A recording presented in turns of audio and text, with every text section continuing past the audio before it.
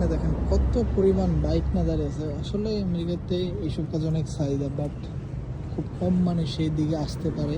একটা দোকানে শাটারও নাই, উপরের দিক দিয়া টানা তোনা প্যাসিয়া রাখছে, প্রচুর পরিমাণ বাইক। তো হয়তো বা এই লাস্ট, এটার পরে আমারটা দরকার, এই যে আমার বাইকটা। আর এখানে বেশিরভাগ মানুষ স্কুটার চালায়, বাইক খুব কম চালায়। বেশিরভাগ মানুষ স্কুটার চালায়, কারণ স্কুটারের লাইসেন্স লাগে না, বাইকের লাইসেন্স লাগে। আর এই দেখেন একটা স্কুটার, এটা স্কুটার, জায়েন্ট স্কুটার, কত বড় দেখছেন। সো এখানে খুব কম মানুষই, আর বেশ একদম 99% মানুষের কার। আর এই দেশে বর্তমানে আমেরিকাতে এই যে এগুলা দেখেন না, এগুলো হচ্ছে যে নর্মাল, এগুলা নর্মাল এই আমেরিকাতে যারা ওই যে মনে করেন না হোমলেস, মানে বাসা নাই বাড়ি নেই, তাদেরও মনে করেন দিয়ে একটা মার্সিডিজ BMW থাকে।